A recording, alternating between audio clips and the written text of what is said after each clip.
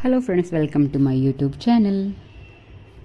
आज माझ्या मुलीला सुट्टी आहे, तर आम्ही दोघींनी मिळून आज गणपती बाप्पासाठी एक नैवेद्याला कलाकंद केलेला आहे। तर त्यासाठी मी 100 ग्राम पनीर यूज करत आहे। तुम्ही दूध गरम करून त्याचं विनेगर टाकून पनीर करून घेऊ शकता। त्याच्यानंतर ते मी हाताने कुस्करून सॉफ्ट करून घेत आहे। त्यामध्ये माझ्या मुलीची मला खूप मदत होते। असं काही वेगळं करायचं असलं की तिला खूप आनंद होतो आणि ती मला हेल्प करायला सुरू करते। तर आपण पनीर व्यवस्थित कुस्करून घेऊयात। त्याच्यामध्ये थोडं सॉफ्टनेस येण्यासाठी मी दुधाची साय ॲड करत आहे। तर मी 2 ते 3 चमचे दुधाची साय त्याच्यामध्ये ॲड केलेली आहे आणि तर ते चांगलं व्यवस्थित कुस्करून घेऊयात आपण। त्या हाताला आपलं सॉफ्ट झालं पाहिजे। त्याच्यामध्ये ही बडबड मला बॅकग्राऊंडला ऐकायला मिळते, त्यामुळे मला अजिबात बोर होत नाही असं काही शूट करताना। तर तिने लगेच त्याचा एक लाडू पण करून घेतला। तर आता आपलं पनीर सॉफ्ट झालेलं आहे। तर आता आपण दुसरी स्टेप करूया की मी गॅसवर दूध गरम करायला ठेवणार आहे। त्यासाठी आपण पॅन ठेवून घेऊयात। पॅन गरम झाल्यानंतर आपण त्याच्यामध्ये दूध टाकून ते पण उकळून घेणार आहोत।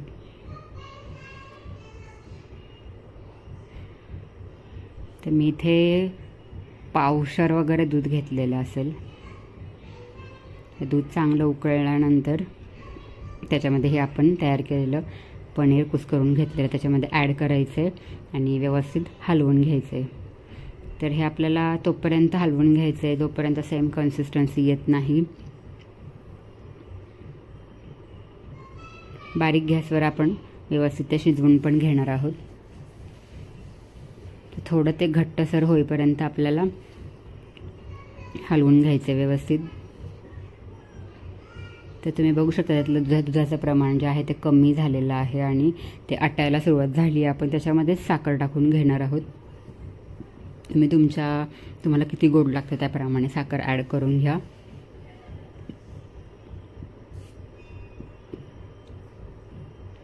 ते व्यवस्थित हलवून घट्टसर आपण करून घेणार आहोत। तसंच त्याच्यामध्ये मी इलायची पूड पण टाकणार आहे। मी साखर आणि इलायची पूड अशी एकदम बारीक करून फ्रीझरमध्ये ठेवते, जेणेकरून ती पटकन यूज करता येते। आणि ज्यांना इलायची आवडत नाही तर त्यांना ती कळून पण येत नाही, इतकी बारीक ती मी करून ठेवते। ती आपण थोडीशी टाकूया, तुमच्या आवडीनुसार तुम्ही ती ॲड करा आणि व्यवस्थित मिक्स करून घ्या। तर आता हे मिश्रण आपल्याला जरा घट्ट होईपर्यंत पॅनमध्ये ठेवून घ्यायचे, हलवून घ्यायचे। तर आता ते होत आलेलं आहे, 1-2 मिनिट अजून लागतील। तर आपलं मिश्रण व्यवस्थित तयार झालेलं आहे। थोडासा त्याचा कलर चेंज झाला आहे, तर मग आपल्याला कळून जातं की हे परफेक्ट कलाकंद तयार झालेलं आहे।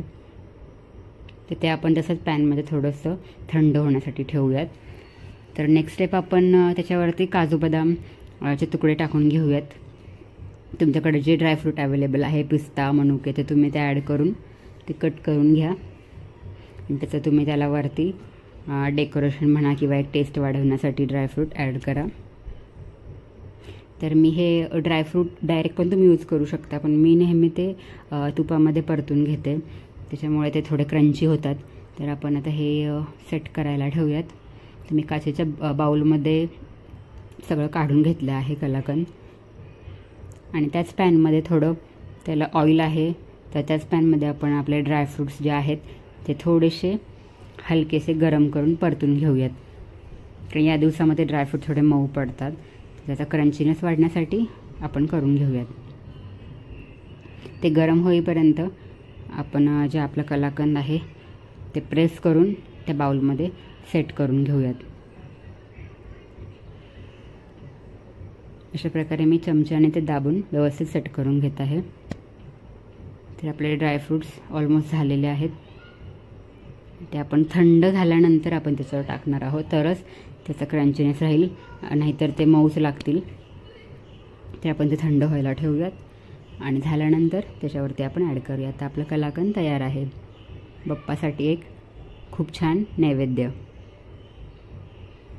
तर हे थंड झाल्यानंतर मी याच्यावर टाकून घेतलेलं आहे आणि आपलं सुंदर कलाकंद तयार झालेला आहे। तर तुम्हाला माझा व्हिडिओ कसा वाटला हे मला कमेंट्स करून नक्की सांगा। थँक्यू।